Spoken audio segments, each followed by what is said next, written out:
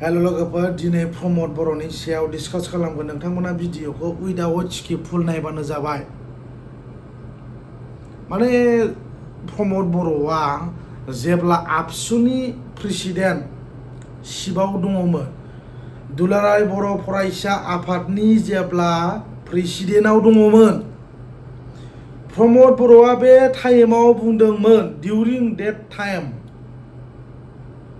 Bodoland movement खालामनाय टाइमाव बुंदोंमोन बास खर'आव गाखोनानै गामसा गाननानै डिभाइड आसाम 50-50 नो बड'लेण्ड नो रेस्ट आनटिल आनलेस जेब्लासिम बड'लेण्ड सेपारेट स्टेट मोना अब्लासिम कन्टिनिउवासलि मुभमेन्ट खालामबाय थागोन होननानै प्रमद बर'आ बुंदोंमोन फैयै फैनानै दिनै ग्रेजुवेटलि जों नुनो मोनबाय प्रमद बर'आ आनफर्चुनेटलि बिटिआर सक्ति खालामनानै बर' हारिनि जि सिमां दंमोन जि गोजामसिन सिमां which is known as Bodoland separate state or statehood दिनै बेखौ प्रमद बर'आ थेर बेथेर खालामदों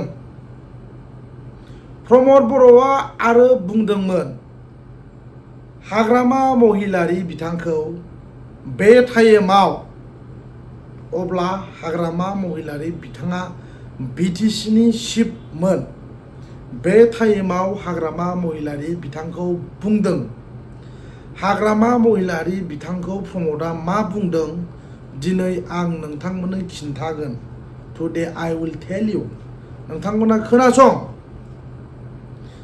हाग्रामा महिलारी बिथांनाव बर' जातिनि जेबो ब्लाड गैया जेबो सेन्टिमेन्ट गैया होननानै प्रमद बर'आ बुंदोंमोन क्राइटेरिया गैथ'वा होननानैसो हाग्रामा महिलारी बिथाङा बुंदोंमोन जोंनो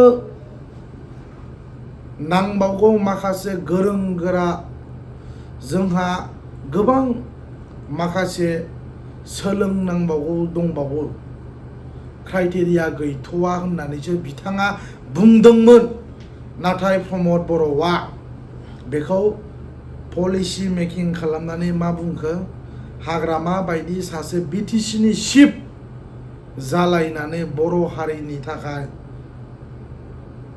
सापर्ट खालामनांगौ ना इनकारेजमेन्ट खालामनांगौ ना बेबायदि बुंनांगौ होननानै प्रमद बर'आ बुंदोंमोन हाग्रामा महिलारिखौ बर' जातिनिफ्राय एरख'नांगौ जुदि बिथांनाव बर' जातिनि जुदि ब्लाड एबा सेन्टिमेन्ट दङमोनब्ला बर' जातिनि सासे गोख्रों दैदेनगिरिमोनब्ला हाग्रामा महिलारी बिथाङा बेबायदि बुंनाय नङामोन होननानै प्रमद बर'आ मिटिंआव बुंदोंमोन बास खर'आव गाखोनानै बुंदोंमोन दिनै नोंथाङा मानोथो दिनै बेबायदि थगायखो आंनाव बिटिसिनि चिफ EM GM जानायनि जेबो हप्स एन्ड एसपिरेसन गैया होननानै नोंथाङा बुंदोंमोन दिनै फैनानै जोङो मा नुनो मोनखो दिनै प्रमद बर'आ सासे आन्दलनखारि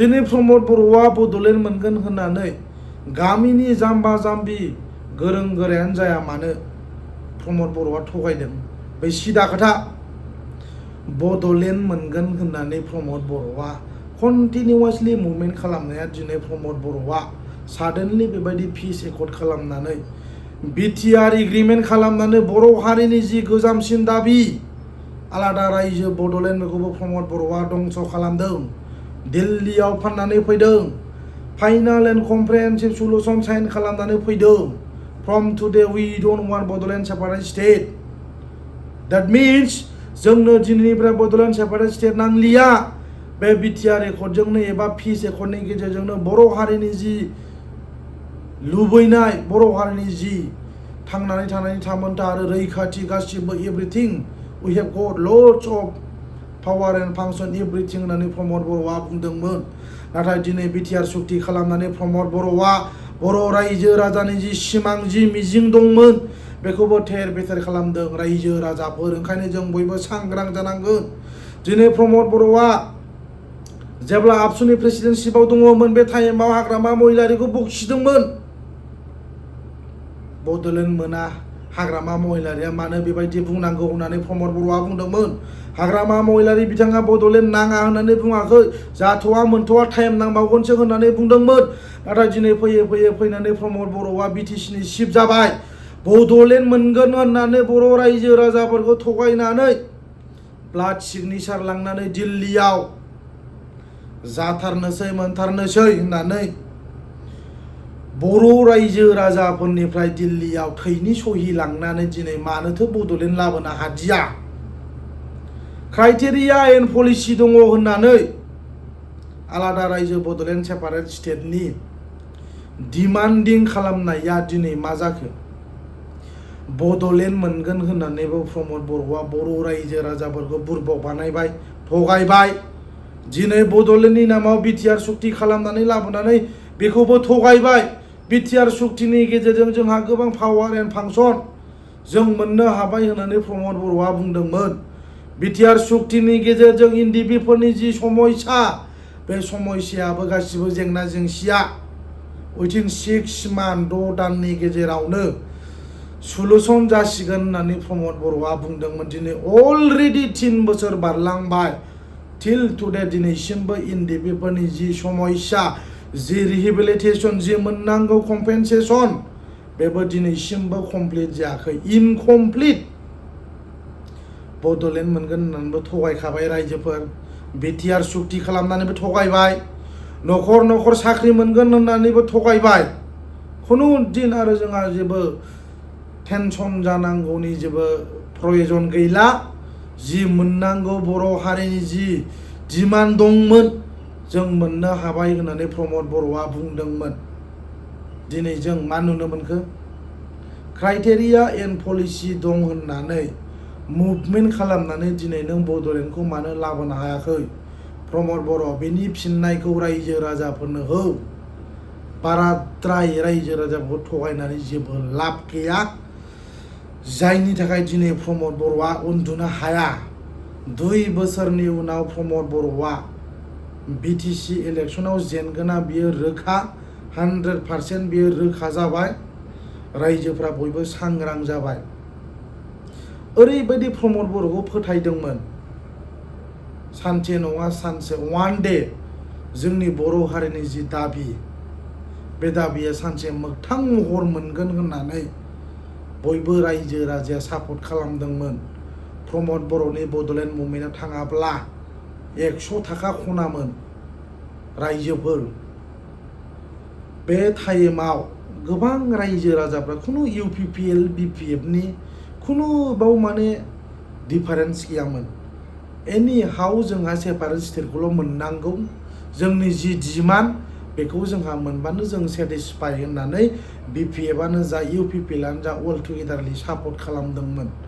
नाथाय दिनै प्रमद बर'नि सरकार फैनानै नेवसिलायनाय गैयानो, गावजों गाव हारिनि मानसि हारि। नाथाय दिनै प्रमद बर'आ गावनि बर' जाथिखौनो दिनै डमिनेट खालामदों, सोबख'नानै इनाय अनागारि खालामनानै दिनै जादों। गुबुन जाथिफोरनि खोथाखौथ' बाद दोनबावदो। प्रमद बर'आ जुदि सैथो दैदेनगिरिमोनब्ला, सासे गोख्रों नेतामोनब्ला बे एकर्डखौ बेबायदि खालामनाय नङामोन। इन्डिबिफोरनि जेंना जेंसिखौ मोनथियोमोनब्ला बाव जेनेरेल एमनेस्टिनि खोथा लिरनानै एबा मेनसन खालामनाय थानांगौमोन। खुनु बाव इन्डिबिफोरनि केसा जेबो माने जेनेरेल एमनेस्टि मोननायनि खुनु लिरनाय, खुनु दफा एबा खुनु क्ल'जआवनो गैया। अब्ला इन्डिबिफ्रा माबोरै गगोन? जेब्ला हाग्रामा महिलारि बिथाङा 2003 आव बिटिसि एकर्ड खालामदों, बिलटिफोरनि जेसेबां केस दंमोन बे एकर्डनि गेजेरजोंनो गासिबो गजोबदों। साइन खालामैनि सिगां, बिटिसि सुक्ति खालामैनि सिगां हाग्रामा महिलारिया बिटिसि एकर्डआ जोंनि बर' रायजो राजाफोरनि थाखाय एक्सेप्टेबोल ना आनएक्सेप्टेबोल, लाजायो ना लाजाया बेखौ गुवारै मिटिं खालामनानै रायजो राजाफोरजों ब्रडलि बिनि सायाव डिसकास खालामदों, इन्टारप्रिटेसन खालामदों। नाथाय प्रमद बर'आ बेबायदि बे एकर्ड खालामैनि सिगां, पिस एकर्ड खालामैनि सिगां प्रमद बर'आ जोंनि बर' रायजो राजाफोरजों, जोंनि मेलेमजिबिफोरजों, जोंनि इन्टेलेक्सुयेलफोरजों बिटिआर एकर्ड एबा पिस एकर्डनि सायाव जेबो आल'सना खालामाखै, जेबो डिसकास खालामाखै। गाव अस्थादगिरि खालामनायनि थाखायनो दिनै प्रमद बर'आ बेबायदि थगायजादों। जुदि गोरों गोराफोरजों प्रमद बर'आ मोजाङै जुदि डिसकास खालामनानै जुदि बिनि सायाव सावरायनानै जुदि मोजां एकर्ड खालामोमोनब्ला ओरैबायदि लाभलि एकर्ड जागौमोन। बे 100% सियर रायजोफोर, प्रमद बर'आ गावनि लाबालाब आरो बेनिफिटनि थाखाय, गावनि पलिटिकेल लाबालाब आरो गावहा बिटिसिनि चिफ जानांगौ, बिनि थाखायनो प्रमद बर'आ साडेनलि एकर्ड खालामनानै इन्डिबिफोरखौबो दंस' खालामबाय। बर' जाथिनि जि मिजिं सिमां दंमोन, जि हप्स एन्ड एसपिरेसन, बेखौ टटेलि प्रमद बर'आ डिस्ट्राक्सन एबा डिस्ट्रय खालामदों। जायनि थाखाय दिनै जोंनि बर' रायजो राजाफ्रा दिनै दुखु मोनदों। फैबाय थानाय समाव एबा 2 बोसोरनि उनाव जिन्दिगिबो इउपिपिएलखौ रावबो सापर्ट खालामा। बे सिदा खोथा, आरो बे आं बुंनाय नङा। बिनि फिननायखौ नोंथाङा आफ्टार 2 इयार्सनि उनाव मोनगोन प्रमद बर', बियो सिदा खोथा। दिनै नों बायदि सासे आन्दोलनकारि मानसिनि खुगानिफ्राय दिनै बड'लेण्ड मोननायनि जेबो बिथांखि गैया, जेबो क्राइटेरिया गैया होननानै बुंनो नोङो लाजिनांगौ। दिस इज भेरि आनफर्चुनेट। नों जेब्ला बड'लेण्ड मुभमेन्ट खालामदोंमोन, बे टाइमाव बड'लेण्ड मोननायनि क्राइटेरिया एन्ड पलिसि दङमोन नामा प्रमद बर'? दिनै नों बिटिसिनि चिफ जाखांनायनि उनाव बड'लेण्ड मोननायनि क्राइटेरिया एन्ड पलिसि गैया होननानै बुंनाया जोबोद दुखुनांथाव, लाजिथाव। बिनिफ्राय दुखुनांथावसिन आरो जेबो खोथा गैला। नोंनि सुक्तिया मा जाखो? ओंखायनो जोबथारनायाव फाइनालि रायजो राजाफोरखौ बे भिडिअनि गेजेरजों आं आपिल खालामो, नोंथांमोना बयबो सांग्रां जानाया मोजां। फैबाय थानाय समाव बयबो सांग्रां जा, कनसियास जा। इउपिपिएलनि गोदै गोदै लेक्साराव खुनु गोजावनांगौ खुनु दरखार गैया। इउपिपिएलआ गिदिर गिदिर खोथा बुङो, जेबो खामानि मावनो हाया। जायनि थाखाय दिनै प्रमद बर'आ दिनै दुखु मोनदों, जायनि थाखाय दिनै प्रमद बर'नि सापर्टार्सफ्रा दिनै बिपिएफ पार्टियाव जयेन जादों आरो जाबावगोन। बे सिदा खोथा। ओंखायनो जोबथारनायाव आं रायजो राजाफोरखौ बयखौबो सांग्रां जानो थाखाय खावलायबाय। एनिवे लोगोफोर, थेंक इउ स' माच।